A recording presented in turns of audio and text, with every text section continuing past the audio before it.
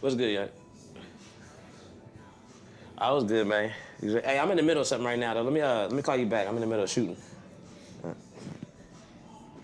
My little cousin calling me. He always calling me, asking me for $5, cash out for $5, because he need to get home. I say, bro, ask me how I'm doing, cuz.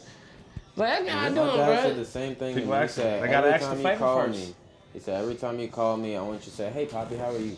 Instead of, Poppy, I need a ride. Poppy, I need this. Poppy, I need that. Like, Nah, but wouldn't you rather him get straight to the point, though? Nah, not for real, because now I feel like he using me. Like, you only call me when you need $6. Hey, cuz, I need to get from this girl how to get home before a curfew. Cool, I'm gonna send you a 20 every rip. But after I sent like 7 20s, I'm like, bro, you ain't asked me how I'm doing, how my mama, your auntie's doing, how your cousins, my sister's doing. Yeah, now he trying to start a bullshit conversation. He was like, how was your New Year's? See, and now you see it as bullshit conversation. It was gonna be bullshit. Nah, but I would have entertained it if I wasn't about shoot. Welcome back, everybody. You are now watching the Bottom of the Bottle podcast. If you can't tell, things look a little different. We in the new honeycomb hideout, you know what I'm saying? You feel me? We got the grass walls, you feel me? We got the grass rolled up. You feel me? We out here. Shout out to y'all. It's been a while, but we back for we on the road now. We ain't stopping. Shout out to Charlie's interior designing though. Yeah, you know how to do it, man. Shout out my baby G. She helped a little bit, but you feel me? The elbow grease was me. You feel me? Shout out to Birdie for the painting. You feel me? We thought we'd put the crown right over the head, let you know that it's king shit going on around here. Oh yeah, she gonna love. King shit going on around here. Who else we shout out? We gonna give all the shout outs, man. Shout out my nigga Jake Cecil. You know what I mean? He came through, blessed us with the lightings. You feel me? Make sure the lights was all good. You feel me? Usual first shift shout out. I guess I got the first shift on. So first shift shout out per usual. First shift shout out. Who I'm rocking? I don't know who this is, but it's from Oneness. You feel me? They make the best t-shirts. It's ABC shit. ABC. They make the best t-shirts. Feel me? I'm all Oneness stuff. Feel me? Everything Oneness right now. Besides this hat, I got this free swag from goddamn. Who is it? Limited Hard Ale. Limited Hard Ale. Light Hard Ale. I'll never drink it, but you feel me? They give me a free hat. it's just clean, bro. I'ma rock the hats. You feel me? I got one upstairs too. He gave me. They make some nice hats. They make some nice hats. I like free hats. Love free hats. Oh, shout out Spencer in the back. You know, holding it down. Oh yeah. Yeah, man. Welcome to the new hideout. And the first guest in the new place. You feel me? Is a homie. You might know him as a comedian. You might know him as a rapper. You might know him as a philosopher. You might not know me at all. You might not know him at all. You might know him as that one funny nigga you saw on stage one time. You feel me? Shout out to my nigga Imran. Imran in the building. You feel me? We gonna clap it up for Imran. Clap it up for Imran. Thank you. How you doing, bro, man? I'm doing all right. We gonna start drinking, bro? I like drinking. Oh man, he drinking? said pop it Damn, off you trying to early. get straight He to said it pop easy, it man. straight to it. You guys get straight Run to through it the bottle, easy. man. Y'all was Well, looking damn. for Well, we gonna get to the I told bottle you I like easy, man. bourbon. You Big know, Silas. we drinking Big Silas Jones. Shout out to the Breeze Wine Bar at Logan Street Market and on the corner of Loudon and Limestone in Lexington. They building a new one in where's that shit out? Across from Toasties. What's that? Shelby Street. Okay. They building a new one on Shelby Street. It's gonna have big bar, bigger selection, bigger. It's gonna be like it's So like a they warehouse. expanding the one out of Shelby Street, or they gonna have them both? The one on Logan Street staying, and that's the home base, and then it kind of run itself. They're gonna have the big one. That's coming soon. Give it a couple months. Shout out to my man Leo and the beautiful ladies who run the Breeze, hooking us up. They helping niggas out, man. You know how much money I spent on liquor before we fucking had them? Hey, they take care of us. We was shooting two, three times a week. Right, even on days we ain't shooting. I've been in there. Let me get a bottle of champagne on my Logan Street. Don't forget, if you mention bottom of the bottle at the register, you get 10% off your purchase. 10% off your motherfucking purchase. Nigga, I didn't know that. Get your discount, man. Niggas don't know Get that, your man. discount. Get your fucking discount. Nigga. And you know Leo gonna hook us up. He hooked us up with another great black man. You feel me? This ain't Uncle Nair's, this is Silas Jones. Feel me? Silas Jones Say it was again a judge. one time. Silas Jones. Silas Jones. He was a judge. He's a black man. He was a Yes, judge. sir. He what did he do? He made this bourbon back in the day, and you feel me? Sazeracs, the liquor company, is trying to bring him back out and let this nigga be known. He's a great African American man from Kentucky. Am I right? Yes, sir. Oh yeah, he's from Kentucky. Yeah. So shout out my nigga Silas Jones. We gonna do the inaugural shot with some Silas Jones, and then we gonna talk about the bullshit. You back? You back? Can we take a shot to black people? I love black yeah. people. Oh yeah, man. Let's take a shout to the black people. Shout out, you know, my nigga Nick Cannon said we was the original Jews, and he almost lost his job on it. So I'm assuming he had a little truth to it. Cause it was some bullshit. And he was like, man, black people was the original blue whales, and we turned from blue whales to niggas. They wouldn't have said shit. You feel me? They were like, that nigga bull, that nigga high. Yeah. Fuck it, He said he bro. was the original Jews. It's like, oh, Wait a minute now. Somebody gonna believe him. Look it up. I ain't look into that. We might be. I ain't. We might be. I didn't have a bar mitzvah. Somebody gonna look into it and then trickle down. I'm just saying, nigga. Like, I'm still waiting on my bar mitzvah. If I did my bro mitzvah, whatever you want to call it, my niggas could meet up. Y'all give me some bands. We can make some shit crack. That's how it go, man. Yeah, salute, man. Shout out to black people. The bar mitzvah bands. That's just fire. Not bad at all. Solid Jones, only $15 too. And they ain't trying to give me the cheapest bottles. He give me bottles based on what he need to let niggas know about. Niggas need to know about the Solid Jones. Yes. Wow. $15 good ass bottle of liquor. Shout out my nigga Leo, man. Shout out everybody. Keep the tradition. Hey, ain't done a damn thing with us. It feel good and be in the new room, man. You like I like this room, yeah, no. It's I like everything about this vibe. Everything about this vibe is nice. Because we done been in a couple of them. Well, shit, we done been what? At the old spot. We went upstairs once. We went to the what's the joint called? Story. South Story. Shout out not that Story. We still coming back. We only do that with guests who don't want to smoke weed, but most guests want to smoke weed. We didn't do nothing at the old spot, did we? Nigga, did you assume I wanted to smoke weed? How did you know I want to smoke? Man, you a comedian, bro. I know how y'all comedians work, man. Comedians, that's all they do is sit in the back and smoke before they show. Do you smoke before your shows? I got right before you. I got a little ritual. So somebody actually asked me recently. I always take a double shot of bourbon, or I order a double shot of bourbon right before I'm about to get on stage. While I order it, I go piss. But like I try to make sure if I'm gonna smoke, I'm gonna smoke an hour before everything, cause you let it come down. I'm telling you, you'll smoke. The last time I smoked immediately before getting on stage, I'm not even shitting you. It was 5 minutes before I was supposed to be on stage, and I forgot where I was and why I was there. I was like, oh shit, I'm supposed to be doing comedy. I was headlining, bro. I was supposed to do 40 minutes. I forgot even where I was, why I was there. How's that pressure sound like? Damn. As you get older, man, you can't smoke before situations where you can't be confused. You gotta be professional, bro. Yeah, like if you know I can't be confused doing this, you don't need to smoke before it. Like, I'm trying to think of something I did I was too high to, like going to court type shit. Nigga used to smoke in front before I go to court every time. I used to put that motherfucker out and walk in the building. I don't need to be in here confused in the motherfucking dog. I don't need to be in here. I'm on my phone chilling, laughing. He's like, get off your phone. All right, here I go. Looking for what room you supposed to be in court in, bro. Come on, man. That's the shit right there. Up and down and on that motherfucking blue screen. Where my name at? Shit. And the last time I was in court, I fucked up, man. Hey, niggas, quit wearing full-piece suits to court for weed charges. Y'all niggas, you can go to court in your goddamn sweatpants if you got a weed charge, nigga. I tried to dress up for a weed charge one day. Man, nigga reached his head out the window. Was like, hey, bro, you a lawyer? Come help me out real quick. I should have fucking did it. I should have fucking did it, but I knew that nigga, and I was like, bro, you don't need me fucking your shit up you right look now. like the lawyer, though. That's hilarious. Shit. I see people really with fucking, they come in, they really got like real charges in fucking sweatpants. I'm thinking like, damn, I don't know what did it. I got on a cardigan and shit. To find a whole speeding ticket, nigga. Come on, man. The Calvin Klein polo, cardigan or something. Just for a little ticket. Yeah. I'm gonna overdo it before I underdo it though. Shit, I got dreads and I'm black. Yeah, so. Man. You know what I'm saying? They try to lock us up easy, nigga. I fit the build already. That's my biggest fear is going to court and them like, nah, you can't go home. Every time I go, no matter what it is, I feel like they're gonna be like, nah, nigga, you gotta stay. Nigga, send them in the back. Niggas don't want to go, bro. The courthouse enough. I might have to do the race.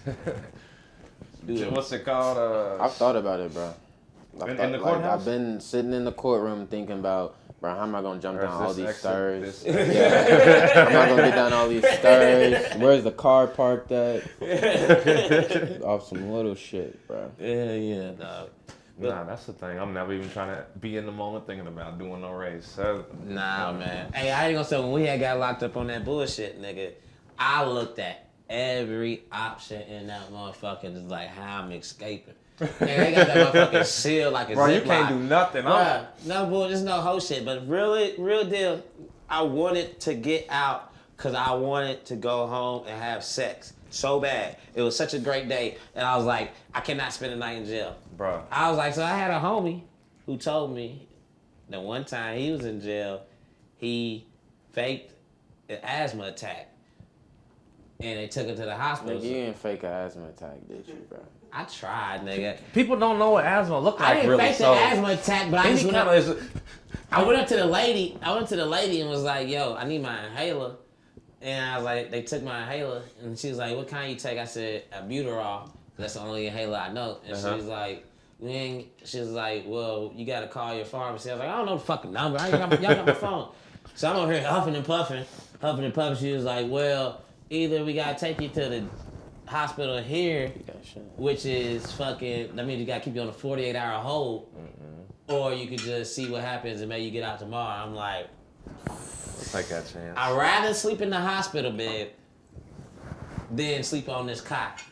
But I was like, I'm not taking that 48 hours, you feel me? So I just, you know. No, so if you go to the hospital, you just got to stay there for 48 hours? That's what she told me. Or maybe. You may have to. That's what she told me. Because, I mean, that's a reasonable. I could chill at the hospital for 2 days, too. Instead of jail overnight. The hospital got a TV. They got nurses. Nurses and shit that walk by. People can come visit you. I don't care. I mean, handcuffed to the jail. I'm biased, bro. I think hospitals kill people. They do. Bruh, jail is... Especially black people. Now, my hospital killed my daddy. Dead ass. They kept giving him shit he was allergic to. And he just said at one point, he was like, man, I ain't taking nothing. He just stopped taking everything. I'm like, how you keep giving somebody something they allergic to? Like, niggas walk into... Because it's regular people. They not paying attention. So my aunt passed away 4 years ago of liver failure. Like, she went in for leukemia, but she passed away of liver failure because of the medication they were giving her. It's just like you will see some shit like that go down, and you'll be like, how did nobody know this? It's on their chart. Like, how did this happen? How did it go this far? And especially now, it's gonna get worse too because like the shortage of healthcare. Well, fucking the shortage of humans in general, nigga. These niggas ain't got no cooks, no servers, no fucking goddamn road people, no teachers. Niggas ain't got no hoes. Yeah, there's just a shortage of people in general, dog. Niggas ain't got nothing right now. He said niggas ain't got. Is that one of the ones? It gotta be. It gotta be. That's true. It gotta be the reason. Man, this nigga spitting facts. It gotta be, man. That's why they got these super robots though coming. Oh, let's take this shot. Take this shot to one of the hardest jobs out there, which is comedy. You feel me? Let's talk about that. Take a shot to making it look easy.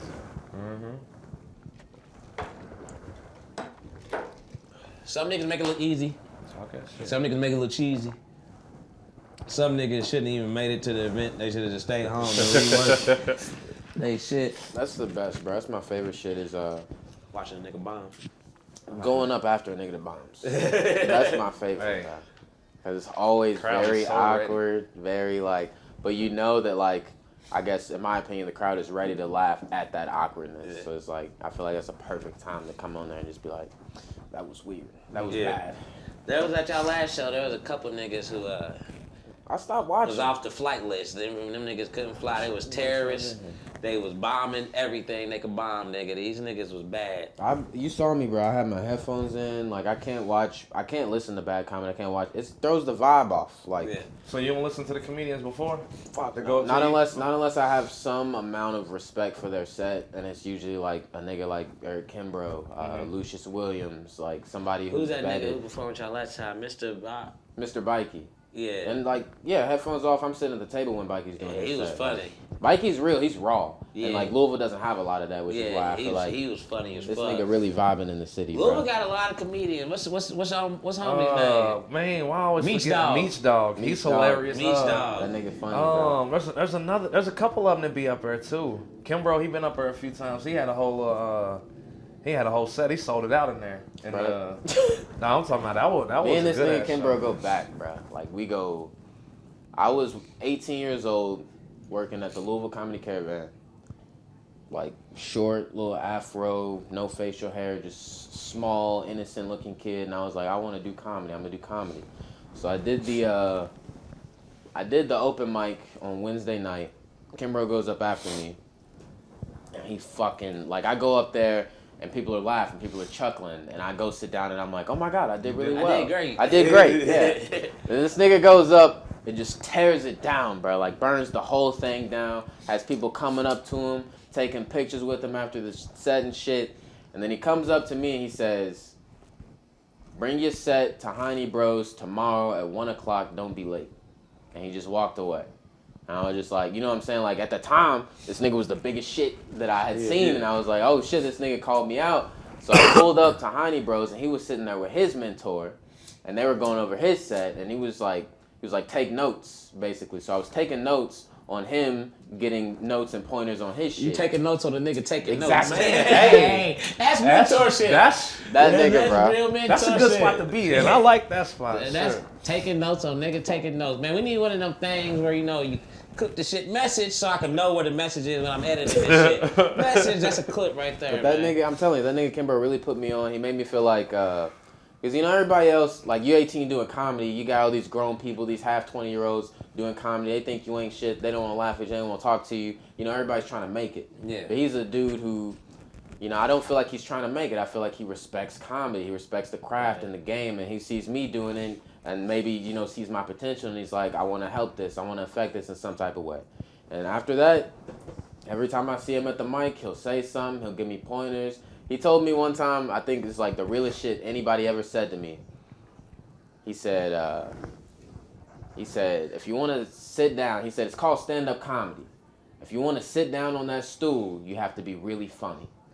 And after that, it changed my whole shit up. I was like, you know what I'm saying? Like him telling me just a little thing of, when you go up there, move the mic out of your way so that, people can see you and you have room to walk around. Just like all those little things. I feel like I'm not going to get that from YouTube and videos. Yeah. I'm not going to get that from like actual experience going up there. I'm going to get that from an OG, somebody like actually seasoned in the game. When he came up after you, he said, oh, good job, Imran. You was almost funny. Yeah. That's how you Yes, nigga. He always on me, bro. I feel like Kimbro's kind of like before Bernie Mac was big and everybody got to Bernie Mac, they said Bernie Mac was ripping up stages everywhere. You feel me? Just like, but you just had to be there to know about it, you feel me? So I feel like Kimbro's kind of same way, like, he open up for people, but like, he's not as big as you would think he is, how funny he is, you feel me? Like, exactly. He told me he opened for Dave Chappelle and Eddie Murphy. Like, when Dave Chappelle came here, he said he opened for him, like, that one recent event, his last event that he had here. And it was just because he was, like, big and popping in Louisville. And then he said he opened for Eddie Murphy back in the day, like, when he was a young man. And he was, like basically telling me, he's like, I grew up with wolves. Like, I was doing comedy when the wolves were out. Like, y'all got it easy now. You got an easy route now. Yeah, niggas used to boo crazily. Niggas still boo, but, like, in Louisville, and I want Louisville to become a booing city. That save a lot of time. We booed Dave Chappelle. He's never coming back. And that's fucked up. When we booed him? That's what I When he came here. The last time? Yeah, and the only reason we booed him is because he was mad that everybody was on their phones being like, oh, Dave Chappelle, sir, this is Dave Chappelle. And he's like, pay attention to my set, motherfuckers. Like, and motherfuckers booed him.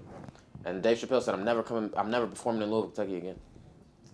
Real shit. Bro, Dave Chappelle, obviously, I'm going to know the most information about the nigga. He used to come here pretty frequently. He used to.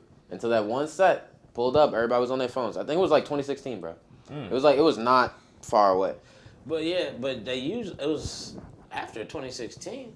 It had to be like 2018, because I remember that's when I started dating Jig, and my sister had called me over Jig's house and was like... So it's probably 2018 then. That's what I'm saying. Well, it was not long ago. Tickets. And I didn't wake up to get Oh, yeah, I them graduated in It was not 2016. It was 2018. Because I was working at the Caravan when it happened, and Kimbro came, and, like, all the comedians, like, when Kimbro walks into the fucking Caravan, oh, what you been up to? What you been doing? He's like, I just opened for Dave Chappelle at the Palace. Or wherever the fuck he opened for him at. Let's backtrack. That'd be a hell of an accolade. Let's backtrack for sure. Yeah, we just went in on Kimbro, that's how we do, man. We just talking about shit, man. Welcome to I the love black motherfucking people, bro. new trap, the new studio where we get the shit done. You feel me? We trying to make moves and while y'all move over. But Imran's in the building. So Imran, let's talk about how you started on this. First of all, what was your first creative endeavor? Because it could have been music, could have been comedy, you could have been the nigga LARPing in the fucking forest. Nah, damn. First of all, where are you from in the city? I grew up on Cypress Street off Algonquin Parkway. Okay. So, semi the West End. But like, I hung out with kids from Park Duval, Shawnee, like. Where'd you go to high school? I went to Valley High School, and I graduated from Brown. You're the first person I met that went to Valley. Yeah. A lot of niggas is dead in the jail.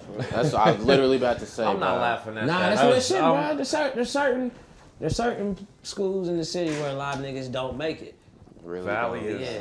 Well, they in Pregnant, dead, or in jail. Like most of my friends. I seriously can't think of one person outside of just knowing you that went to Valley. I went to Valley just freshman year, but I graduated from Brown High School. So it's like, and it's crazy because K-12, right? Yeah.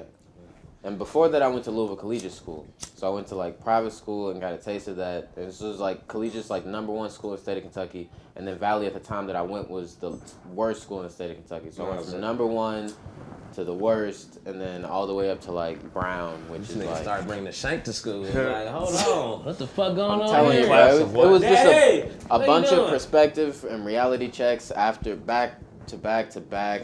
I'd say, because you asked me my first creative endeavor, the story I usually tell is like the first time I used to just embarrass myself a lot when I was a kid to the point to where I just wasn't afraid to be the one to say some shit, to call out some funny shit, to point out what's going on. But one time when I was in middle school, there was a girl who was also in middle school, and she rode my bus.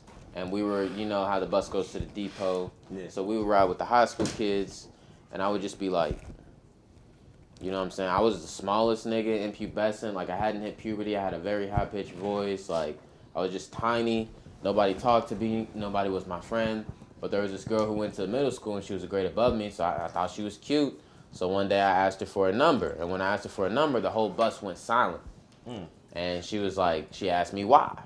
She said, why you want my number? And I said, That's a good response to when a nigga asks me about my Instagram. Be like, why? why? I'd be pissed. Yo, what are you doing right now? You say why? I'm telling you, nigga, the whole bus was silent, and I just felt like I felt myself sweating, but I wasn't sweating yet. That's how like nervous and awkward I was, anxious at this time, and just awkwardly I said, I didn't want it. The bus driver is sending this around, and he's asking everybody to put their numbers on it. And right as soon as I said that, the bus driver says, no, I didn't. And everybody starts laughing at me on the bus. Everybody starts laughing at me. The bus, like, I got the first fucking stop. It's like clockwork, bro. He says that, everybody laughs, pulls up to my stop. I get off, and I'm just fucking... You gotta walk home with telling you, bro. I was like, I told my dad, I said, can you take me to school? Did the bus driver really want the... Nah. Hey, That was a good that was a good cover. Hey, that was witty. That was quick. That was good. So I'm saying, I feel like since that day and like moments like that in my life, I'm just like, yeah, I'll grab the microphone, get up here and say some shit. I don't care. Nigga said the bus Dude, driver that's wanted everybody to... No, I didn't. I said, oh shit. That was a good one. The bus driver's petty. He should have went with you. He should have went with you, yeah. Petty Yeah, he ass, should have man. went with you. Like I said, I was the youngest nigga on the bus. I hadn't even hit puberty. So it was Hey, like, but he set a career off though. He set it off. telling you, that's my life. Like, bunch of private school, different perspective checks. Cause I honestly appreciate you even introducing me as a philosopher earlier. I peeped that, but like, I feel like that's where I get it from. Is like I've had a lot of different perspectives. Like I used to go to school. I talked about this in my last comedy show, but I used to go to school with niggas who did not believe that there was a dead body in my motherfucking streets when I woke up and caught the bus to school that day. Like, and that's Louisville Collegiate School. It's a bunch of white kids who ain't never seen no shit. So they're just like, oh, Imran's a liar. Black people are liars. I just can't believe anything this guy says. He's talking about dead bodies in his streets. And I'm just going there and everybody's viewing me that way. And then I go to these public schools and I'm like, bro, all these white motherfuckers are getting seconds on lunch at school and they're eating churros and shit. And they're, you know, like just all this private school stuff I'm telling them. And they're in disbelief because they ain't never seen no shit like that. Never heard of I'm Y'all got seconds at lunch? Y'all got churros. That's what I'm saying. They got seconds at lunch? We got seconds at lunch. That's I the was thing. gonna get to that. Seconds was I was a gonna nigga get to that. Say, hey, you gonna eat the rest of your shit? Come on, let me get I that. got seconds now. You That don't was want that seconds. chicken Nah, bro, it was my first day of school. I had some food, bro. It was fire. I said, bro, I wish I could have some more. A nigga said, just go up there and get some more. I looked at him. I'm not even kidding you. I looked at him like he was retarded. Really? Like, what you mean, bro? I looked at him like nigga, but why the fuck wouldn't I do that if I could? And then he was like, nah, bro, I'm about to go get my second plate. I said, oh shit. We going crazy then. Shit. I'm telling you, private school, white kids, I call it white kids. White kids really live different, bro.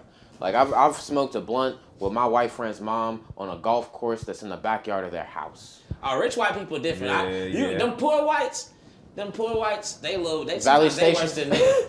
Them poor whites, like, I don't know. You know the poor whites, Spencer. You know, Was you about to start naming neighborhoods or people? I was starting naming people. don't do I people. ain't gonna name people, but Spencer grew up with me. He know the poor whites. You feel me? Don't do no people like that. But he know poor whites, bro. Poor whites, they put them on all the TLC reality shows and shit, like the 600-pound lives. They always mad about some stupid shit. Yeah, everybody. It's always a nigga's fault. It's Exactly. always a nigga's fault. Like, damn, you 600 pounds and mad at niggas. Like, how can you be 600 pounds and hate another person? How can you be Like, you got 600 some issues to pounds? deal with. You got your girl. You just skip steps. Like, you worry about living the next day. 600 Fuck, pounds. Woo. My That's 600-pound life. That's the shit, bro. You ain't heard no shows about a nigga holler about my broke life, bro. My bro, like, Reality TV show about a broke nigga just going bro, catching the I want tart, to say bro. you do. I see. this is a good segment. This is a good segment right here. Catching Everybody name the brokest shit you ever seen a nigga do. In real life or In real life, the brokest Real shit you life. ever seen a nigga do, bro. Because that could be his own fucking television show. Okay, man, I'm troubled on the real life. This one on I wasn't on Instagram. It was a TV. It was either or that I just seen recently. It's fucking me up. I guess the people ain't have a car or a crib or something. He's trying to take the girl on a date. So you know what I'm saying. He picked her up. He had a car, not a crib though. Picked her up and made some eggs and shit on the engine hood. Cause he ain't got no oven, so you know the engine hood's hot. For the missile fall, whipped it up, you know, whipped a couple things Oh up. my god. That's I'll tell you. I applaud it, but that's I'll tell you creativity. the brokest shit I ever done. And I just think it's funny, and I'm gonna say this, and you know, hopefully it doesn't make the final cut, because I'm being really vulnerable with this story.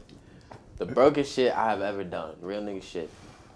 I was dating this white bitch that went to NKU, and nigga, I dropped out of college, and my parents said I couldn't stay with them, but we got evicted from the old house that we used to live in, and the electricity still worked, but like, there was no furniture.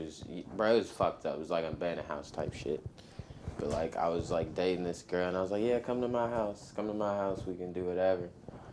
And like, I got a mattress from my sister's crib, and I just drove it there, and I just put it in the middle of the living room for her. Nothing else. The water doesn't work in the house. Nothing else works in the house. There's just a bed in the middle of the floor, and I just bring her over here, and I'm like, yeah, this is my crib. Like, this is my bed. Let's just fuck right here. She's like, where's the bathroom? I'm like, the bathroom don't work. I'm just like, You can use it, ain't I'm like, this is our space. This is our opportunity to fuck. Like, this is all this is. She's like, do you sleep here? I'm like, sometimes. I get it in, you know, do my thing. I think the brokest shit I ever done. Brokest shit you've ever done, bro. Brokest shit I ever done. I've been having. You feel me? Nigga been having. Man, But college? college was a rough time. College?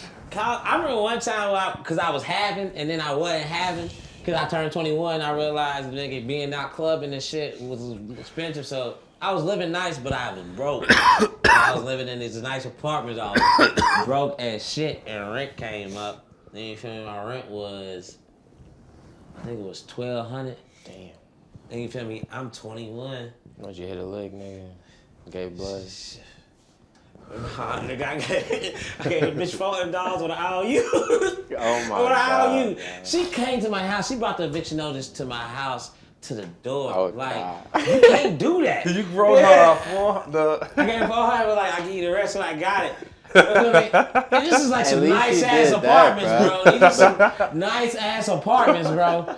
And I'm like, and then I had to fucking calm up. I fucking had to go get some credit cards, take out all the cash limits, fucking ruin my credit for 1 month. To live 1 month with a roof over my head, I demolished my credit. I demolished my credit just to make this up. Cause she was like, you gotta get out this week. I didn't say what's the blackest thing you've ever done. That wasn't the question. The brokest everything I ever did, cause I ain't never been broke too much. You feel me? I always think- been a nigga who found a way to make some change. You feel me? From think the high school, brokest- besides college, when a nigga turned College, 21, when you come down, when you in college, you good. College was Everything's good. different. And then College you was come different. down in college. Yeah, when they say Man. them residuals come, boom, boom, boom. I'm living in a dorm. And you get your own spot. Then and April, March, April, May. Staying boy. in the homies' dorm. That was me, bro. Standing the homies doing. Man, okay, Got I got my brokest thing. One of my brokest things. You know, I never sold plasma. I went to the office one time, seeing people around there, and I was like, nah, let me get up out of here. I don't even want to be close to the people who injected these people type shit. I fucking, shit. I think I had just like, probably like, it might have been less than a 0.2 to keep it 100. Like a weed, less than a 0.2. I'm like, damn, I can't roll this up. I can't even split this. You know put what it I'm saying? between this gap. I can't even roll this joint and split it. So shit, what am I do with this? I had a little bong or a pipe or something. Broke down the Rello. I could spliff the bong hit.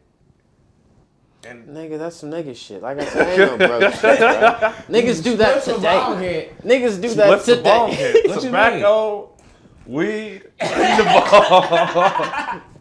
Nah, Split the bong fuck with hit. That's nigga, I be doing that shit. You had to try. Hey, look, I gotta get 6 of these hits, dog. If I put all this 0.2 in here, it's gone right now. That's some nigga shit. That's some broke shit too. That's some broke. But like my broken shit is always gonna be nigga shit. You feel me? Like, but I can say that shit now because we whole new different people. You feel me? Like niggas I'll is tell grown you. up. Niggas is a grown ass man. Nigga got house. Nigga got businesses. Niggas is not on no shit no more. You feel me? Oh yeah, it's good to reminisce on old times. Yeah, though. man, You know, seriously. see where you came That was from. some broke That's ass shit. where you came That from. was some broke ass shit, man. You on vacation stealing from niggas. You shouldn't have been on vacation. If you had to go to vacation and steal. Like, the fuck? Like, the fuck? That's whatever, man. That's hilarious. Shit.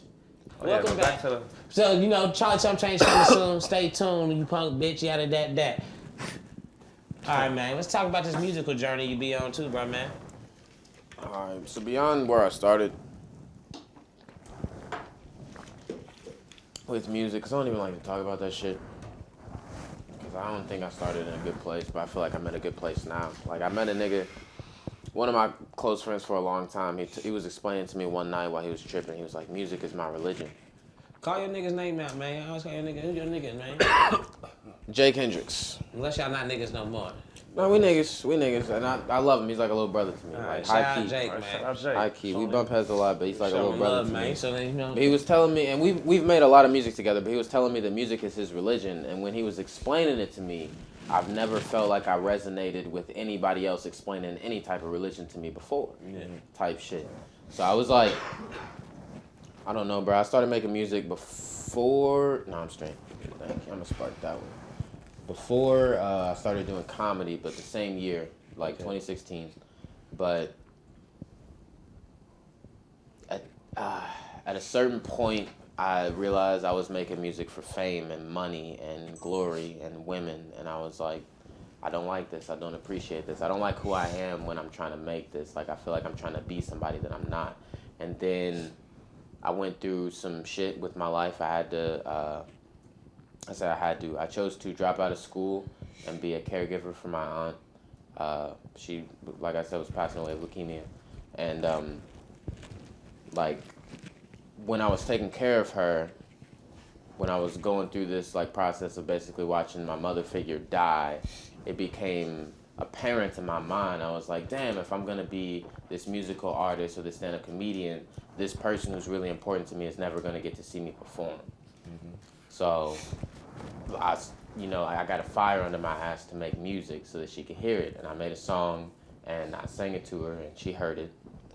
You know, it was like the one song I made before I recorded like any of the shit that I think I fuck with. And I made it and I sang it to her and, you know, went through the whole shit of like her passing and all of that. And then it's like now I'm at a place where I make music to like express myself and like talk about what I'm feeling, like not just the pains, the pleasures, like that, just the being intimate with myself and a beat and just like all at the same time. It's like I really usually make music alone. I like collaborating with other artists and I usually try to. And it's like I said, I've made a lot of music with Jake. I've made music with my girlfriend. I've made music with my nigga Joey, who I don't fuck with no more, but I'm gonna give him the shout out because I fuck with his music and he's on good shit and I hope he's living a better life right now. But like, you know what I'm saying? Shit happens, niggas bump heads, but like, that's the nigga I really got started with. That's one person who I feel like really like somebody I got in the studio with that was like, you know, challenging me lyrically. And I can honestly say to this day, like even talking to you, like straight face to face, I can say, I guarantee you no nigga in this city, including Jack Harlow, can even touch me lyrically. And it's like, I really feel this passionately, bro. You have Hey, it. bro, you really have to feel like that to You really, gotta feel like that, If you but- didn't feel like that, I wouldn't respect you as an artist, honestly. Nah, And I'm saying. You know what I'm saying? And it's like, I got bars. and that's what, I got bars. I know you got bars. Trying to see bro. me literally say something in the studio. I know you and got bars. Scream out to the guys like, I am the greatest rapper alive. Uh-huh. I do that shit all the time. I be like, I'm really the goddamn best rapper that ever fucking touched the mic. I'm the greatest rapper born and raised So let me in the ask you city of this. Louisville. All right, Good so to feel that. You, We might have to you got make a song you got called The Greatest ultimate Rapper Born and confidence Raised in, in the City of in Louisville. rapping. I say you got ultimate confidence in rapping. You know you that nigga. Do you feel that way with comedy as well, or No. no? And that's like the thing. So it's like, and I always have these two things. So it's like which one of them can I say is my passion? So it's like I've always made niggas laugh. I've always been that funny nigga. Music is something that I've always had to work at to get good at it. But like I said, now I'm at a place musically where I'm confident. I feel untouchable. Comically, I feel like I started there, but I feel like I was humbled. You know what I mean? And what was that humbled you? Growing up. Like, I think when you're 18, when you're young, doing shit, you feel like you're invincible. You feel like the best, the funniest nigga in the room. You know what I'm saying? You feel like the brightest light. You see a nigga like Eric Kimbrough tear it down. Like I said, after you get what you think is some laughs and a good show, and you see a nigga tear it down, you're like, oh shit, there's some things I have to learn. You become the student. Right. You know what I'm saying? So it's like, I don't know. I feel like comically, there are times where I know I'm the best nigga that's finna go on that night. There's a lot of times where I know that. But do I feel like I'm the best nigga that's going on nationwide? Fuck no. Do I? You know what I'm saying? Do I feel like your money would be spent at somebody But else's? do you feel like you could put like, take away the production, like the production that comes with big ass comedians, but do you feel like you could put on almost, you could entertain the crowd just as much as somebody as like Anywhere you go, Kevin Hell Hart, yeah, hell yeah. you gonna put on a Kevin show. Hart. Dave Chappelle? And that's like the weird thing is like when I weigh myself in. So it's like you ask this question, but when I weigh myself in with the people who I feel like are goats, I put myself above Kevin Hart, but I put myself below a Dave Chappelle and a Eddie Murphy. You know what I'm saying? And it's like I really have a lot of respect for Bill Burr, but I feel like me and Bill Burr are two different types of comedians. So if I were to go on after Bill Burr and he bodied it, I feel like I could body it too. But there are a lot of comedians I feel like could go on and body some shit, and it'd be hard for you to fucking go up after these motherfuckers and keep up. And like those are the motherfuckers you have to be like, all right, am I the greatest stand-up comedian of all time? Fuck no. Because there's some motherfuckers, like Kimbrough was saying, there's some sharks, bro. There's some motherfuckers. Bernie Mac, that nigga's dead. I would hate to go up after Bernie Mac. That nigga using fucking Have you beats Earthquake. and shit. Earthquake is one of the funniest niggas to me on Earth. Redman. have you done any shows out of the city or like out of state? Technically. What's that like? Indiana? Or something? Yeah, that is He said Indiana. technically. Yeah, technically. I did a show in Indiana. Indiana. That's it. Okay. You think like, so I say this like when I ask like with your confidence, like when I say with me like I walk with the confidence that you could place me in any studio and I either have a beat or I can make a beat for wherever. I'm in Texas, I got a beat with somebody. I'm in New York, I'm in LA, fucking Detroit, you know, all of that. With you say if we put you in random place in Atlanta, you gonna tear that show down? We put you in a random place in Utah, New York, New York, or what? You know what I'm saying? All that. You ready for all You that? feel like you would be ready for because You from what funny you as said, fuck. I know that you're ready for it musically. Comically though, do you think that you're ready for it? I can make anybody laugh. I can make anybody's day. You put me in front of a person, I can make them happy for sure. Like that's who I am. Like I'm. Oh, this is me. No, we never said that. Okay. But I'm saying like. I'm not trying to say I'm a people pleaser, but I guess what I'm saying is like. You gonna get the I'm job an done. entertainer. Yeah. First and foremost, like when I have a microphone in my hand, I'm an entertainer. But as far as like fucking cheering somebody up or making a joke to make somebody laugh, like I've been there. You know what I'm saying? I've been a caregiver. I've been in situations where I'm with people. You know what I'm saying? Like my sister giving birth. I feel like I'm within situations where I'm like, what else am I to do but uplift somebody right now? Right. You know what I'm saying? So I can uplift any amount of people, any room. Give me a microphone. So then the answer to that is yes. You feel like you anywhere, any place. So have you? Would you be? So you'd be open to going to other places then, even like without your like home crowd or traveling crowds. So what's stopping you from just going to like a crowd, or going to like Atlanta and just hitting an open mic and just rocking shit? Life, money, and mobility. Life also like. I'll say this live. I'm a family first oriented person. I got a big family. I love them. Definitely. My sister just had a baby. I'm at home with my dad. Nigga upwards of 70, like during this pandemic, still working at his job, going out doing shit.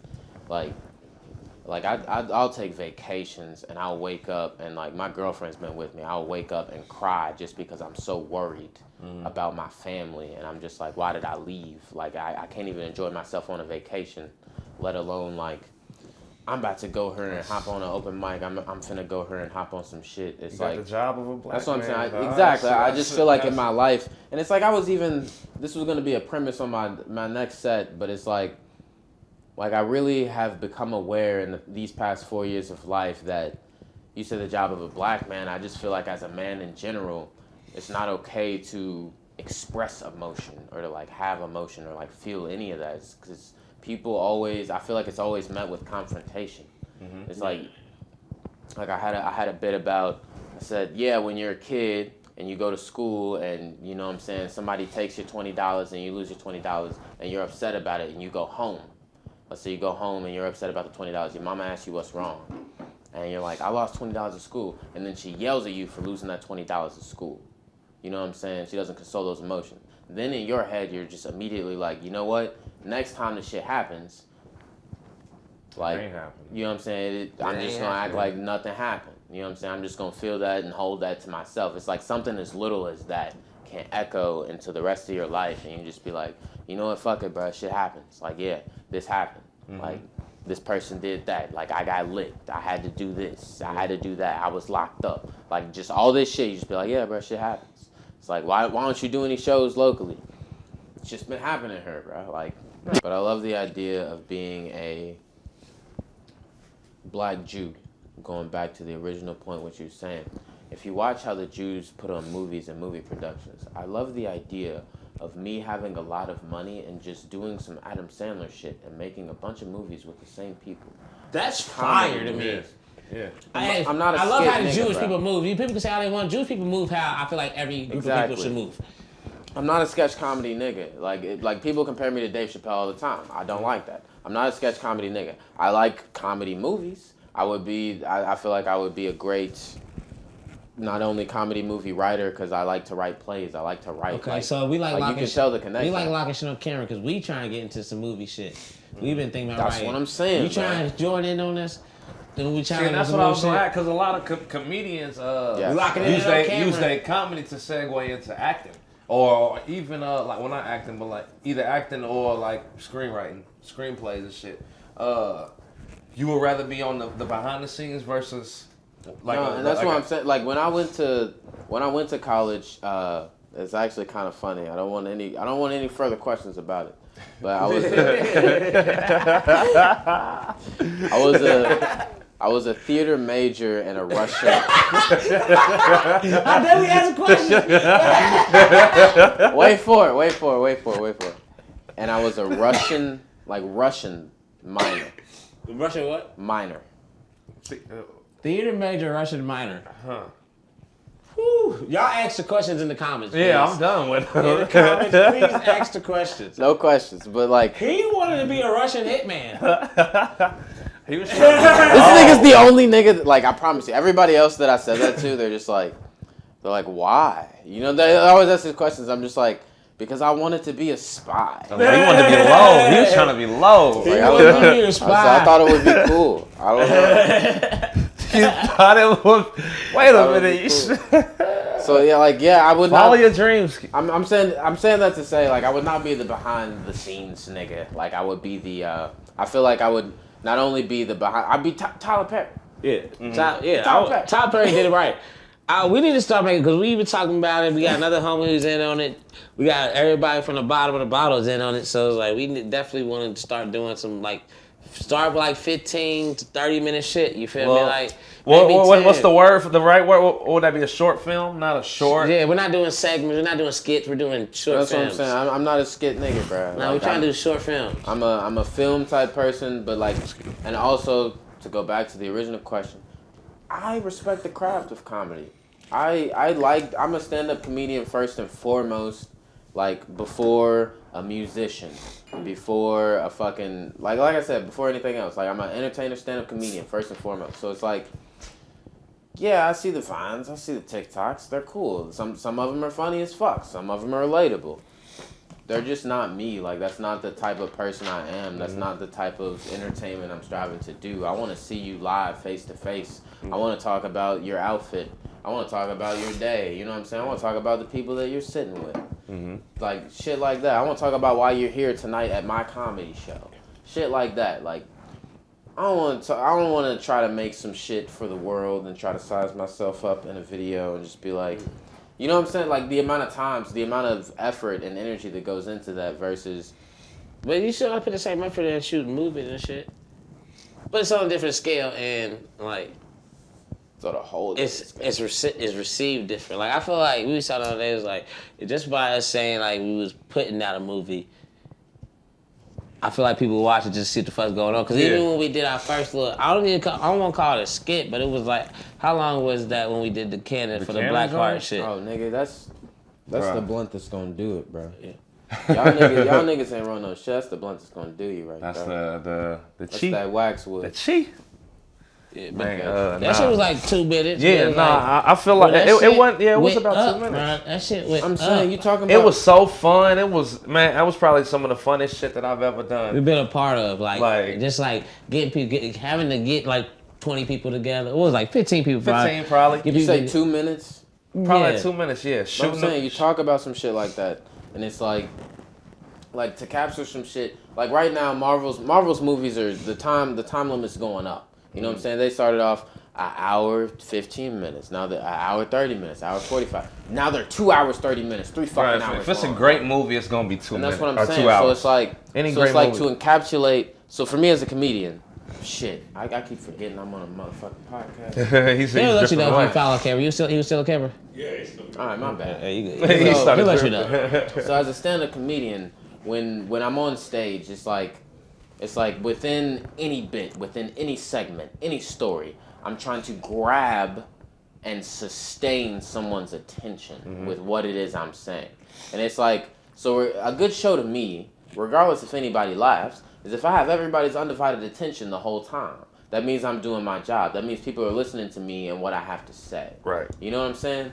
So it's a movie. You take that and you put it into a movie. To get somebody to sit there, y'all talking about 2 minutes, but to get somebody to sit there and watch 2 hours. 2 hours. Plus. An hour 50 minutes, hour 30 minutes of what the fuck it is you're trying to do and you're trying to say and convey. And keep attention the whole time. That's what I'm saying. Keep attention the whole time, bro. Especially this day and age with smartphones, technology, all of this shit. That, I don't know, it just means more to me. Like when I sit there and watch a whole movie, I'm like, bro, $230 million went into this. So that's this something whole thing. That's in your plans then. Oh, for sure. Yeah, for sure. We already locked it in. We sure. gonna start right here. This is gonna be, if we do our shit, there's gonna be some acting practice. I'm trying to get back into that bottle cap character. Because then once you start getting into characters, that becomes a person in your mind, you build out.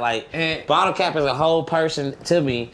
That I don't know what your character's name was in that skit, but it was hilarious. That little hat to the side, and you had to become. Had a do-rag on with the scully. You feel me? It's old ass. Even when I'm home alone, I don't do it like with people around, but when I'm home alone and shit, I be watching something and let's say some Italian say some shit. I may mock the shit out of him for the next 40 minutes. I definitely get. He's been past, but I'm still in that same character for the next 40 minutes. Just saying everything that he said. Just, you know what I'm saying, making sure I can. I definitely seeing if get I into can. character at the crib. Like, I don't care what it is. Like, I just be chilling one day, cleaning up, and I just like stop, sit in front of the mirror, and act out the scene. But that's what I'm saying. I don't do it in front of the mirror. That's the No, next you got. thing. Cause I been playing The Sims back in the day in the Build Charisma. You had to go in front of the mirror and act it out. Got him coughing off the backwood. Yeah, so I would yeah. go. I just had to fucking go in front of the mirror and act out a scene. You feel me? Yeah. None of my people smoke. My mom didn't. You military family though. My dad, he probably did when he was younger, but yeah, he was in the military for this whole So time. what's your last name? I'm that type of nigga, bro. Oh yeah, that's the Williams, but He got the frequent. most basic names. Super frequent. Yeah, my whole entire name is like. Anytime like they try to scan his eye, What's like, your whole name? It don't matter. I'm telling you, I give you a scarier whole name. My whole name's scarier than yours, I promise you. Mine is scarier than yours. Mine is not scary at all. Mine is super basic. Mine is Sims. I got like a Sims name, like a you know what I'm saying, default character number 3 name. You know, Oh, super default. What's name. your? My name's scarier than yours. I could even cut this part. My name was super villain level name. your name? Charlie Yeah. got a name, yeah. My name's super villain level name. My name is Imran Ayatollah Abdul Rahman. Yeah, you sound like you. All right, mine is Ashley Earl Charles Lewars Jr. Interesting. I like it. You sound like a I sound like Italian, you know what I'm saying, comb over serial type. killer. Yeah. You sound like you about to do some shit in. You about to fuck a building up. That's what you about to do. Nah, I You don't- about I to don't fuck know. a whole terrace That's a up. crazy ass room with 2 niggas' names like that. If you in a room, Bruh, nigga, when I got locked up, And then bruh, a Chris Williams. I'm not even capping, bruh. This is Chris Williams. Chris Williams, Ashley Earl Charles Lewars Jr. Imran who locks up. I know he said. Christopher Lee Williams. Chris Lee. You got a Confederate ass name, bro. That is. That's a Confederate. Boy, they soldier was ass lazy. name. My mom was stressed I feel in the the- racism being around you, bruh. She was just stressed, bro. She was stressed. Bro, they did not Quick. want you, bro. This nigga fucked up. What bro. is his? What we gonna name this nigga? Your mama might not know she was pregnant until she went to the hospital with a badass stomach ache.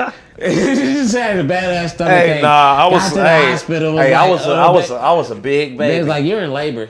I was a She's like, big fuck, baby. what Your my mama name is? left you somewhere and somebody else named you and then she came back to get you, bruh. There's no way your mama came up with that name. No, no what it she was. can't- No, Yeah, no, they what it couldn't was. have the Williams. No, They there was couldn't a have the singer. Williams. There was a singer around there. Name That's who? popping. Chris Williams. There was a Chris Williams, Christopher Williams. And I think, if I'm not mistaken, he may have been a. Spencer, can you check and see what Christopher Williams said? Fact check. Hey, I promise Chris- y'all. There what was Chris- a, It sounds He like was a singer. It sounds He like sounded like a nigga who was suave. he was a light singing. skinned nigga though. You Yeah. know what I'm saying? But he Damn, was bro, a. we've been drinking.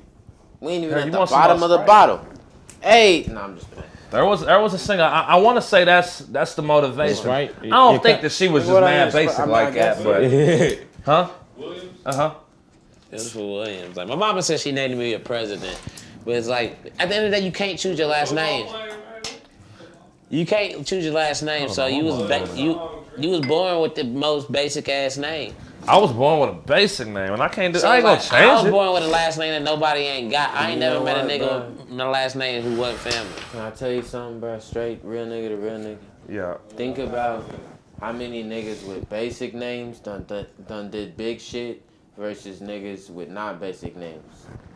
George, Michael Jordan. that's Michael Jordan, basic name. Michael Jordan ain't so big, you don't even realize that Michael B. Jordan had to add the B just so. My nigga, look at my G. Oh, we on. Oh yeah, he got it. He done pulled him up. Man, that nigga look like Al B. Shore. Like Al B. Shore. That nigga like Al B. Shore. This nigga, bro. Oh, that's that nigga with that deep ass voice. He do got a deep. He That got to nigga burn got that real, deep-ass real low. voice, Yeah, bro. real How low. old is he? 54. Damn. What's That's that? that nigga. See, look, he look like Al B. Shore. Al B. Shore pop up on the people you may search.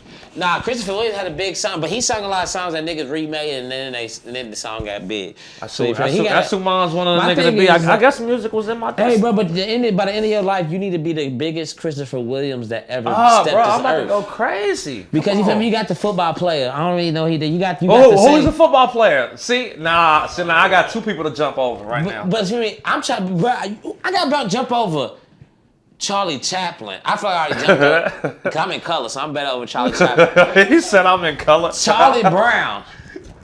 Charlie Brown. I got to jump over Hey, Charlie boy, Brown. hey. I got to jump over Charlie Murphy. Who was another Charlie I got to jump over? Charlie Sheen. I got a lot of Charlie. I'm better than Charlie Sheen. Charles Barkley. Charles, he ain't Charlie. I got to beat the Charlies. I am Charlie, not Charles. Charlie from Charlie's Angels. I thought that's already me though. Everybody called me that, so it's like I'm synonymous with that. I ain't gotta jump that because any Charlie character, but like, Well, So you playing leapfrog, you gotta jump. you gotta be the best you. Imran. I don't know. Imran the great. Think about some niggas like Future. When you say Future, he's bigger than the actual thing that's in front of us. Like he's bigger than the word future. That's wild. You That's think wild. about future before you think about the future. Maybe. Not even maybe, bro. Not That's even maybe. 100%. Future- if I type That's in future on 100%. I'm Google, calling You said everybody. that, on but that. when you first said future, I thought of the future. I did not think future. Oh, the nigga with purple dreads. That's not what I I thought. don't think I got purple dreads. But Wow, I'm look, pretty look, okay. So we might see that might be one in a million case that he might have actually thought about the future. One of the But 2 if you billion. hear, if I just say future out loud, a lot of people gonna go to the rapper. I'm gonna go to. Oh shit! What am I doing tomorrow? I feel that. But his Like name Future. is just I might as go big- get home. His name is just as Lil big. Uzi. The Uzi has became bigger than the Uzi. I don't think that. Cause like When's the last time you've heard somebody talk about an actual Uzi? they're a terrible gun. You have So one. then They're a terrible gun. agree with both what the point of I it's agree a with terrible both. gun, and then Uzi is loved by many. When He you said jumped over the Uzi, I first thought Lil Uzi. You know? He jumped over the Uzi. But that's just like a thing. Like it's hard to take over a fucking like just big ass name. Like you said, you gotta be the best. You the first Imran. You the first Imran, nigga. Like I got a lot of Charlies to come after. I will be the first. Like if I use my government name, I could be the first Ashley. But I tried that shit. It's just Man, too you hard for gonna have niggas to- to you say. gonna- And it's just, I was just like, and I'm more of a Charlie. My Niggas character could call is you Charlie. Ash, bro. I want to call you Ash. I feel like it's a hard. Listen, my name ain't Ashley. It's Ashley. Astley. This nigga's Ash, bro. I like Astley. Ashley. Ash. Ashley Earl Charles Lawash Jr. Ashley Earls Charles Lawaz. Yep. Y'all got 4 names. What's up with that, dog? Why y'all Nigga, I doing got- all that? 4, 5 I got names? 3 names. My people's Jamaican. You, like, yours yeah, went longer like- than 3. My last name's hyphenated. That's 4. Your last name's hyphenated, so It's Imran Ayatollah, and then the Abdul Rahman is hyphenated. So it's like one. That sounds like a drug recipe for real. Nigga, that's why I was finna So you take say, the like, Ron, then you take the Imran, The and then Imran. you add the Ayatollah, and then you got the rock bar. His name is a drug recipe. Nigga, take the shot. you the reference. Take You the fucking shot. reference. Take the shot. About to cook some Imran up Might tonight. get some Imran, the Ayatollah on it. You know what I mean? I'm gonna rock bar it up, and then we gonna be. Rock bar. Bro, that's why I did the Jerron's name last show. That shit was funny. Duran with the hair on. No, Jerron says her on. But I'll never forget the first time I ever heard her on. My auntie said it. She was like, yeah, you know she's on that her on. I cried laughing, and I didn't even know that's how people said that shit, like from the hood. Like, So for real, I figured out. I heard the word. What's the female word for the superhero? heroin. I thought that I heard about that before heroin. So I'm like, man, I know they ain't talking about no this.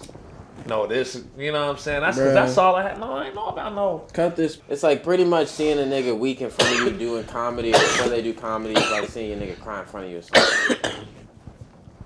You won't see no shit like that. Like, you won't see confidence, especially when it's the nigga putting the show on. Is it a case of like you knew you could do better, or you? No, it's a case of like, I got other shit going on. And I'm like I just feel like maybe because I put it on myself maybe so heavily to push that shit aside, push that shit down. Yeah. Like, nigga, you are an entertainer. You came here to do comedy.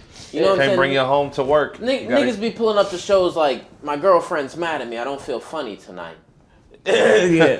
Niggas be same with sports. Niggas play saying. bad because of bitch. Nigga might trick off a whole game because of a girl. For real though, really? You'd be like, nigga, really? Exactly, like you just said. It's Everything gotta be separate. like nigga, you be paid for this gig, bro. It's like even with life, like if I'm going through some shit with my girl and I walk in the room with my homies shouldn't feel that tension from me and my girl in the room. You gotta, but you got certain bitch ass motherfuckers who carry they vibe in the room. Like, that nigga mad all day, now he walking in the room disrespectful. Like, we really don't feel that shit too much because we don't hang around niggas like that. But you can see that shit like we out in public places like the club or places where bitch ass nigga congregate. But it's like, that's the same way. Like, don't bring home to work or don't bring home anywhere besides home. Don't bring, really, don't even bring work home. For real, like type shit like that. Really, everything can be separate. Everything needs to be separate, like I said. If you don't separate the shit, then that's how you feel depressed all day. Like, because your work's at home now, and your home's and you're separate, and your family life and shit. Time you spent that at work, and it was stressful. You done brought that stress home, and then now you done got the lady stress because you done brought work home because your boss done brought his home to work, so he done pissed you off. So now you done brought your work to home, pissed your lady off. Literally, I was just having a conversation. And now you got a bunch of bitch ass I was just having a conversation. Shit. I want to say with my mom today, and she was like, "Man, these people at my work got me pissed off." I'm like, "Mom, look, you gotta realize, yo, you gotta think about it. This is like a fundraiser. This is a gig. You can't let these people piss you off. You gotta be there, and this is work." But you got black generations going through this. You got black generations going through being pissed off and coming home to work. You got generations of black men, like from the fucking 40s, 50s, 60s, like 70s, 80s, 90s, 2000s, 2010s, 2020s, going to work and coming home pissed off with that energy. And it's just like, I hope this is the perfect platform for this. But last night I was having a discussion of how disgusting it is, the life that we live and the things that we stress over. And, my girlfriend actually asked me, she was like, what would you do with your ideal day? I said I would wake up at maybe 5 a.m., go wash my face, ass and balls in a creek, make myself breakfast and watch the sunrise, pack up my camp and hike. I was like, I don't. It's like I heard a scientist. That nigga be high. I'd be loaded. He's just sure. Exactly. I hope this is the perfect platform for this. His his grandfather probably like, nigga, I used to wake up at 5 a.m. I hear you on that. He was I didn't even do all of this, bro. Listen. We've become so conditioned to the society that we live in that it's normal to us, but it actually is very stressful and harmful to us, and it is why not only we kill each other, but it's why we choose and persist in getting fucked up. It's why most of us are depressed. It's why men are killing themselves, and women are killing themselves too. But it's like mostly men. It's like the male suicide rate makes up 3 times the female suicide rate. So it's like we live in this society where it's basically like somebody was like, okay, how do humans live? Let's try to imitate that. So we're living in an imitation of what is supposed to be natural for us. And it's like, it becomes depressing and stressful and anxious. My thing is, because it comes with exactly how you just ended it. Okay. I think as the point, like back in the day, say like years ago, we had fears of going hungry. We had fears of fucking lions and bears eating us and shit now. Now we don't worry about that, but it's naturally wired in us as humans to stress and to fear. Exactly. So now you stress over how many followers you got, how many things you got. How this picture looks before so I even post it. So it's about eliminating fear. It's the fear that causes depression. It's the fear that causes anxiety. It's the fear. So if you can live fearful, like if you don't fear your bitch breaking up with you, you don't fear your bitch cheating on you. It's not, you don't have them insecurities and shit because you're free. Don't exist. You're free. So without the fear, you're free. So I try to live fear-free. I know your real name. Would you? I forgot. Drop. Yeah, Drop. That's what everybody know me as. Okay. Yeah, Drop. Tell me why I thought it was. I was literally gonna say Dre, but I said that's not what I know. Nah, it's Dry. He got narcolepsy. He's usually falling asleep. Nah, I don't. Well, it used to look like it though. I can give used to. It used to look like it. I say from what I learned from Kim, bro, it's like I always have had. I mean, even my dad. Like I said, nigga 73. Nigga been around the block. Like I've always feel like I've had a lot of respect for OGs, especially OGs around the city.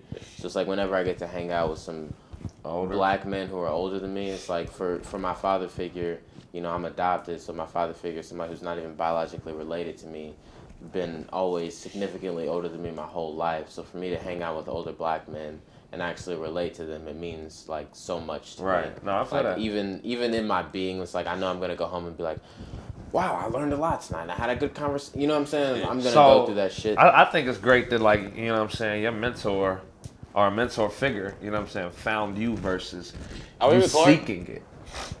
Just are we That's how it recording? works. What? We recording? Yeah. I mean, I think it's great that, you know what I'm saying, a mentor found you versus you seeking it. You know what I'm saying? But that's how it works. Like the master will come when the student is ready, type shit. So it's like I didn't know I was ready. I didn't even know I was a student. So feel like I've been ready for a long, but I ain't never had no OG. I ain't never had no OG for real. Never had one OG. I've been the OG for everybody. I'm the one always been putting everybody on. And I'm saying I felt like I had that perspective until I met niggas. You know what I'm saying? But I've met a lot of people. It's like I got people I look up to, people I like to watch the way they move. But you feel me? I ain't never had nobody take me under their wing. Listen, bro, both y'all niggas in y'all's 20s. I'm in my 20s. We are kids. We are all still kids. I know, that's what I'm saying. I ain't all rushing in shit, here- but that shit get frustrating sometimes. Like, you feel me? Like everything I get, like I'm great for everything because you feel me? Like I make shit happen. Like you feel me? Like this, the way I do shit, putting out everything I do, I make shit happen. You feel me? But it's like sometimes it's just like I feel like I make them, but making shit happen, I make the mistakes. Yeah. So I gotta deal with the brunt of every single mistake. Ain't no mistake that happened in my life that anybody else did took 2% of. All me. You feel me? I take every people's mistake because I nigga who put niggas on and shit. So if they make a mistake with some shit I lent out, I still eat that mistake. You feel me? So it's like sometimes it would help to have an OG and steps to help you skip steps type shit. But like I ain't complaining. I ain't no bitch. I'm making shit Well, you happen. live and you learn. Shit You gonna gonna live and learn one way or Shit gonna another. work. Shit You gonna live and work. learn That's one how way or you feel me. another, Like yeah. I'ma learn that shit. And it's like now, but like, and I feel I get. I don't know what, but I get like a type of like it feels good to help people go through the day mistakes. You feel me? You feel me? Because like I'm in a position now to where like I feel like I go through shit earlier than a lot of my peers, so I'm able to help them when they go through shit. Weak So as it's a like motherfucker when they don't listen, though, so right? if I gotta be the shield for niggas, I'll be the shield because you feel me? I was built like that. You feel So me? you say that all the time, and a lot of niggas is built like that. But also, it's like there's so many things that go into it. We were earlier talking about being a male in society today, and like what that means, what it all entails. I heard Terry Crews saying everybody hates Chris, and I think this shit's funny as fuck. It had no laugh track after it, so I feel like it was really only meant for the niggas to laugh. But he said, Chris, you need to learn one day, or he said one day you're gonna learn that what it is to be a man is whether you're right or you're wrong, you always have to be sorry. And he walked away. There was no laugh track, but I busted out laughing. I said, this nigga actually out here fucking speaking some truth. Cause I said- that's some real deal. Yeah, sorry. Damn, So you that's always real got shit. that's real. No matter You can grow if you listen to that shit. You can motherfucking really grow as So an what- individual. oh, shit. You listen to that shit, boy. yeah, because I love being around older people. I love older. I love older an crowds. older I black love- man, because one thing you know, and it's crazy how much it changes. Like black men get the biggest like change for generation to generation. Like Brad and Chad and shit, their lives ain't too much different than their father's lives. They was born into money, got the money, was told how to use the money. But like my life is completely different than my they went dad's life, crazy with the money. and his life. Like the generation skip, so it's like. It could be a 40-year-old black man, and I could learn so much shit. I could learn so much from a 33-year-old. I'm 28. A 33-year-old black man could tell me a world of game.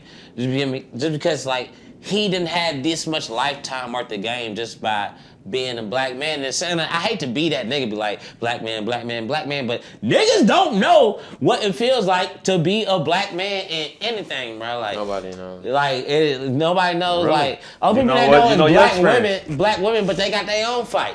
You know feel me? yours? They got their own fight, so they can't. And black men is fucking they shit up. So it's like they ain't even got time to fucking preach for black men as much as they want to, because a black man in their life fucking their life up.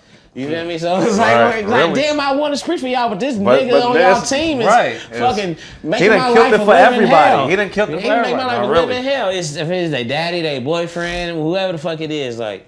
So it's like, I don't know, black men got it hard, but everybody got it hard. So I'm not trying to diminish nobody's struggle. We're not gonna be out struggle nobody. nobody's struggling. No, I was gonna say I like the crowd's gonna say. Have you? Is your crowd that you've done more so like your age group, or have you done like a older crowd, or it's like more mixed, or would you think you had the same reaction to like an older crowd? Niggas ask me every time, and I think it's funny. Because it's actually like I never think about it myself until people ask me. But I've actually performed stand-up comedy over 100 times. Okay, that's like, a lot. in my life. Damn, that's really a lot of times. I'm saying from 18 till now, it's like over 100 times. 6 years, give or take. That's what I'm 60 saying. gigs a year. And you'd be like, I feel like I've done every crowd, I've bombed every crowd. That's 5 times a month. And I've rocked every crowd. That's good. That's good. That's good. That's good. 5 you times doing a numbers. month for the past. But I'm saying sometimes it's 6 years. it's way more than that than others. You know what I'm Yeah, saying? yeah, that's the average. That's the statistically. average. Yeah. But that's a But- good amount of time, though. Fuck That's a it. good amount of experience. That's a good amount of experience points that you got. You've And had it's- ups and downs, and Yeah, and I'll tell you, the crowd I do worst in, the demographic I do worst in, is middle-aged white women. Hate me. middle-aged white women. Fuck them. I don't care. They They've do. been like, as a black man, like no racist shit, because I love everybody. They've been our biggest enemy since birth. Dog, Pootie Hey, Tang got so much truth to it. They've been our biggest enemy since They birth. got some- Middle-aged they- white they- women were the reason, like, those are our teachers growing up who hated us, who allowed us to Exactly. do nothing, to fucking treat us like we're dumb, who these are the first people I ever heard say the nigger with a hard R. Like, you feel me? These are the people, and now there's finally a name for them. They finally Karen. call them Karen, but we've been dealing with them since kindergarten, bro. Since fucking kindergarten. I'm saying, these people live, and like your white friends are just like, oh my god, there's people like that out there. Your black friends are like, Yeah, your mom. I'm saying your black friends are like, bro, I would crack that bitch in the face. I'm like, bro, I know people like this. Well, this shit been going on. You see it live bro. in action, But they bro. love niggas so much, though. It's crazy. It's because they want to fuck them. That's why they're That's mad. what it is. That's all they want to do. Middle-aged white women want to fuck me. And take their So belt. they get mad at Take their my power. comedy set because they know that I'm not going to fuck them at the end of the set because they can tell by the set that I don't like middle-aged white women. It's a whole So they thing. did it so dirty. I remember we had this middle-aged white woman who used to call the cops on us every day. Like, she lived above us in the apartment complex we lived in, and she would call the cops on us as kids. I mean, I'm like 6 or 7 years old. 6 or 7 years old, you feel me? My oldest sibling probably at the time was maybe 13. And we're just like doing kid shit. And I mean, at least once a week, we got the cops called on us by this lady. And now I'm thinking nowadays, like, damn, we had camera phones because we could have nipped that in the butt from day one. She called cops on 6 and 13-year-olds out there playing, all siblings playing. But she called the cops on us every fucking day. Like, every fucking time we was out there playing. Just because we was outside being too loud type shit. And It could be racism.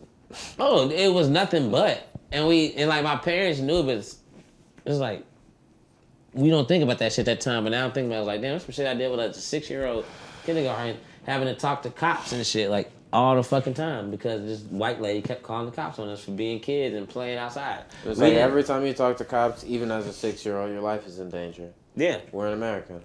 And it's fucked up. And it's like, I was raised to hate a cop.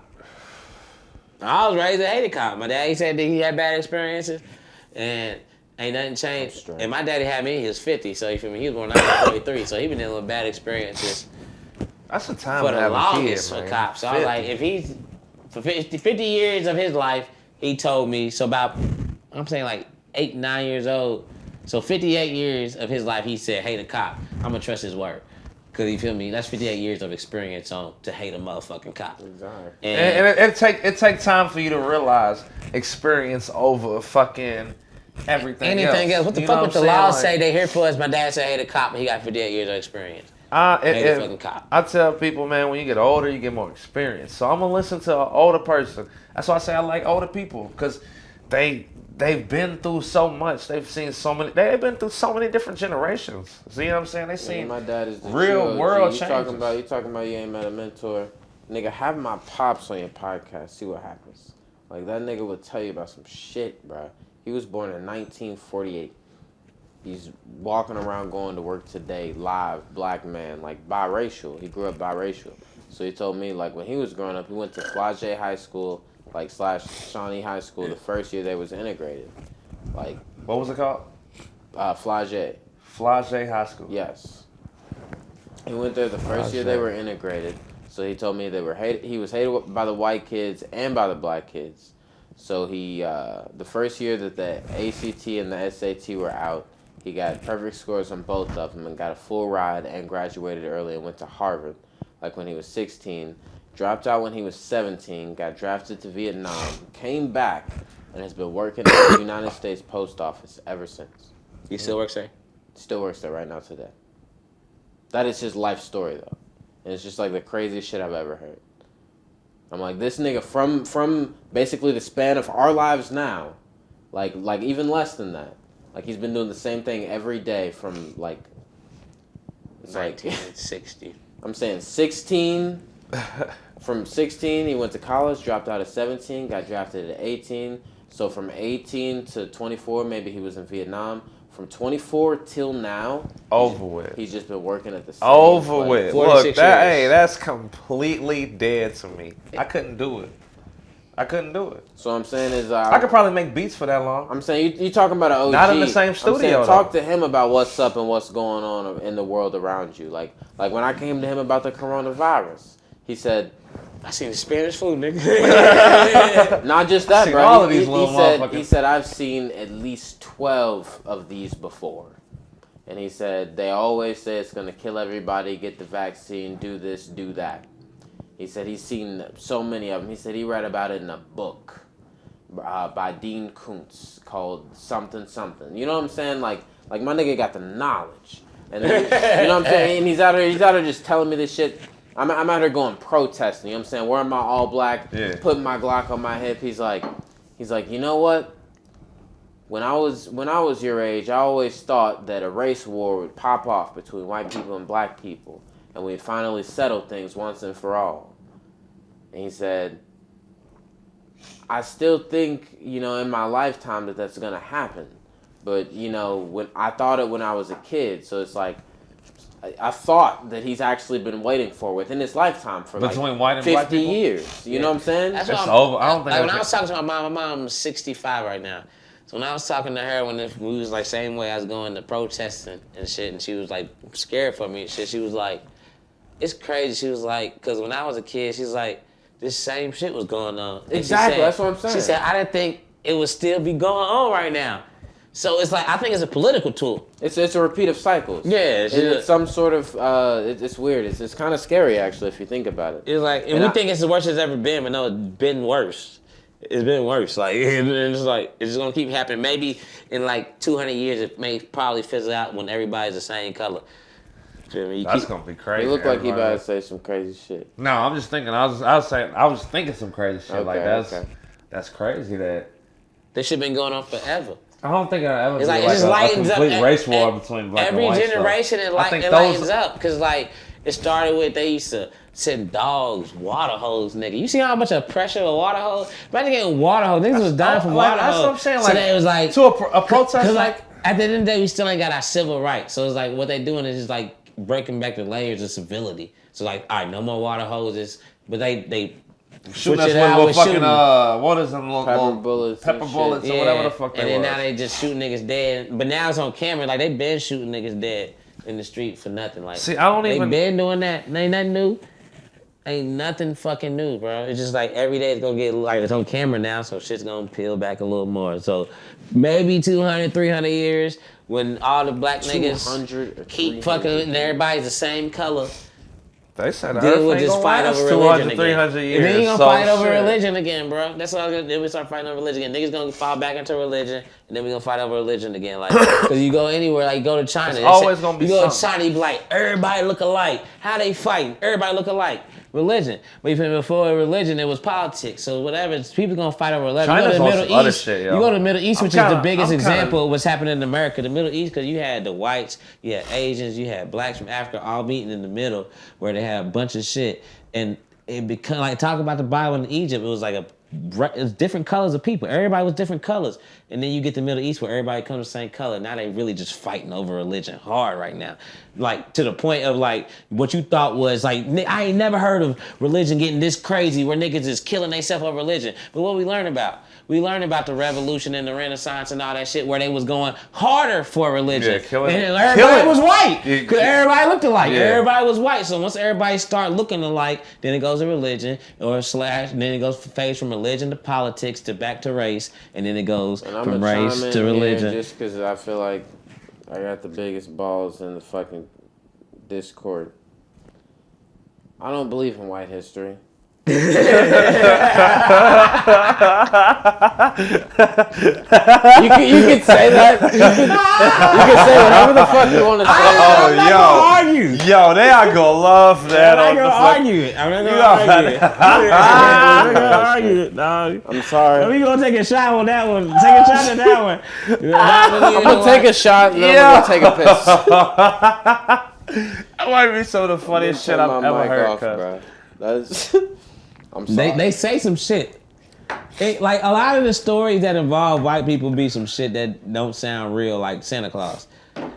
Like if Santa Claus was any other color, you'd be like, nah, don't make no damn sense. That nigga flew across the entire world and dropped In off one presents night? to everybody. In one night, and Not even in one night from and then fucking what, they 9 forgot everybody but the poor people. Nigga, my last set. from 9 to 4. He No did that cap. shit in a My shift. last set had a joke about how every famous white man did some nigga shit. And it's like if you even break down Santa Claus, you're just like, yeah, this man worked day and night for this shit, didn't sleep. It's like, yeah, niggas do that all the time. He did it. He worked all year for it and then Exactly. delivered. And then- at the end and then and delivered at the end at of the the day. That's some real nigga shit. This nigga slid down niggas' chimneys. Came in niggas' houses, ate they fucking cookies, drank they milk. They ain't know. He left some shit there. He left some presents.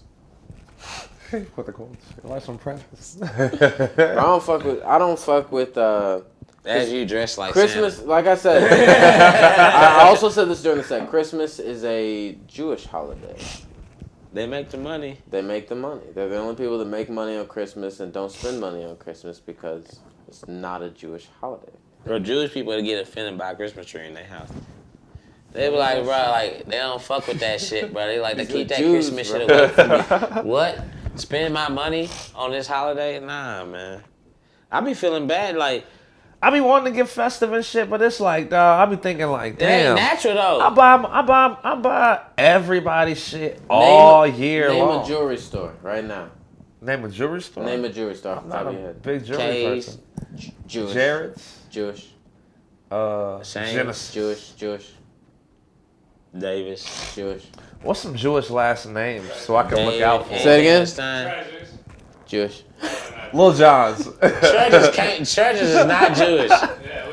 I forgot about it, so If you it didn't ain't tell yours, me. You didn't. don't touch it. You didn't tell If me. it You ain't didn't yours, leave it. You don't didn't. touch it, man. Don't Don't touch touch it. my weed, bro. I had some bitches steal the roaches out my ashtray. Nah, man, the first time I dealt with that shit as a young nigga, my roommate, I came home working hard. I worked a long shift. I worked a long. This is when that's when Charlie used to work for You the talking white about man. a long shift? You know I you worked a going long home to the shift, road. and all I knew, because I was in school at the same time, all I knew Them motherfuckers when I in there. left, I knew when I left the house, I had a nice fat you dig boy. That was like 8 o'clock in the morning. I left the house. I didn't get back to the house about 12 Nice o'clock little quarter that night. piece. A little quarter piece. I was like, of boy, it. I'm gonna hit that motherfucker, take a shower, call my girl over, and she gonna bring me some more weed, and we gonna get lit. And I got home, and I'm looking like, all right, I didn't. I guess come I home left that- it in the other ashtray. I guess Did I come home today and smoke that between school and work? I looked at my roommate and was like, yo, did you see a roach around here? That's some broke nigga shit too. If you ain't that's some broke nigga shit. Did you see a roach? Did you see a roach around here? You take my roach out the I'm not a selfish nigga and I gotta learn to be more selfish. Nobody else 2022, I'm trying to be more selfish. Hey, dab me up on that, bro. Be more selfish. All right, we get to the end of the bar, so let's snap it back together. We've been on some drunk child. Nigga, I was supposed to go pee a second ago. Fuck it. What? We got to the end of the bottle. I know, bro. So we gonna shit. I might as well just fill these shots up. I'm not even filled. Oh shit. And we gonna end this shit, but like, man, it's 2022, man. Let's talk about, first of all, we're gonna do some. I learned this shit from the white people the other day. So first of all, we're gonna talk about. What's your favorite, your best memory, your high of 2021 and your low of 2021. Oh fuck. You're supposed to be taking it in and thinking. All right, my high of 2021. I got to witness childbirth for the first time. My baby sister had a baby. My niece Emery, nicknamed Mimi. Shout out to her. She's mean to me. She cries. But I guess witnessing childbirth for the first time. I guess being in a room, constantly having adrenaline running, feeling like,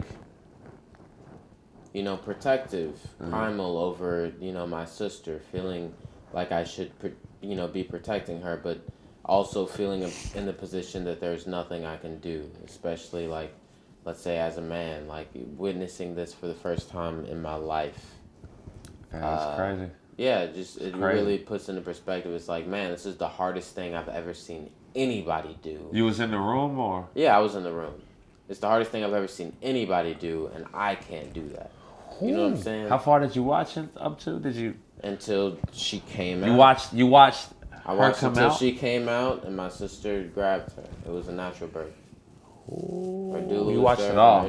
I watched it all. Oh, man. All the screen, Hey. I'm telling you. I was in there. I almost passed out a few times. Bro, Crazy. I felt like I seen it. I've seen it once C-section, which I seen that shit. That was wild as fuck too, a C-section. But the natural birth. My daughter, she was natural, so I seen that and that like. I'm saying. You know what I'm saying? They looking at me. I guess I had lost all color. I may have been Albie Shore color. You know what I'm saying? I might have been light. Chris Williams. Chris Williams. I might have been light. I'm saying you'll watch some shit and it'll humble you for sure. And, they not barely even letting me hold it just because they like, yo, you good? You're not about to pass out, right? You look lifeless. I'm like, no, I'm good. I had to go outside. Never seen anything like this. Anything take a like shot, this. like do a bunch of shit. It's a lot to take in, but it's definitely gracious. It's gracious moment. It's grateful. You got it. It's life changing. All right. So what was the That low? was a beautiful thing. What was the low? God damn it. I like to believe that I don't have any lows, but if I could say a low of anything, it would be within my perspective and outlook on the world as it is. I don't usually see the most beautiful world and the most beautiful people. I don't usually see the most beautiful things happening within our society and government. So I'd say a low is just within the day-to-day, seeing, I guess, the disgusting look of what society is, what we have been pressured to, not only as humanity, as civilization, as men and women, as black men and women, but just as people. Like, that's been the low of the past few years of my life. Like, I like to believe that I don't have any lows.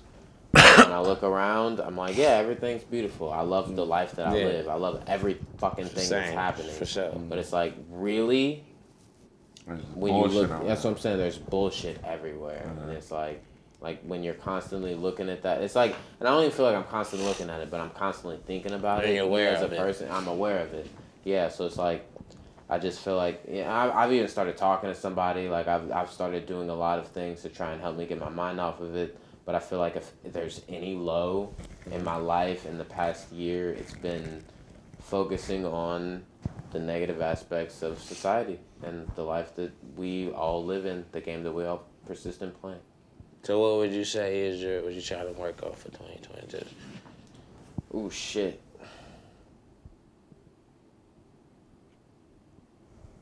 When anybody asks me my New Year's resolution, I say it's to headline more comically. Like, I have a lot of goals for a lot of different seasons that I'm in, but as far as, I feel like when you make goals for, you know, especially futuristic goals, you should care for the feeling.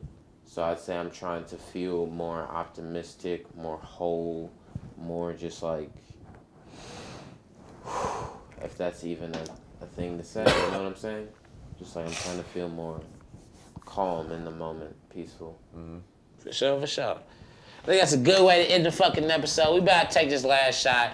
You know who the fuck it is. Bottom of the bottom. Charlie Trace Vases. Got my brother. Drop top. Appreciate you, brother. You got the homie Imran, man. Follow Imran. What can they follow you on?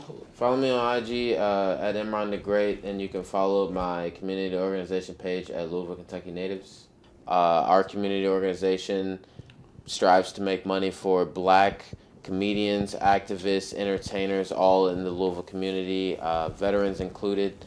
Just it's right now it's a bunch of shit. We're working on a what the fuck is it called? Scavenger hunt all around Black businesses in the Louisville community. That's gonna be fun as shit. There's gonna be a cash prize. There's gonna be a bunch of other prizes and a bunch of shit. I'm trying to take this shot. I gotta pee. I've had to pee for like 30 minutes. We gotta end it. Well, it's the bottom of the bottle. Yada that dash, Solid Trace Vases, last shot, man. Cheers to that. We're gonna cheers to Black people, and we're gonna cheers to everybody who's with the cause and everybody who's making moves, man. Yada that in the baseball bat. We out of here.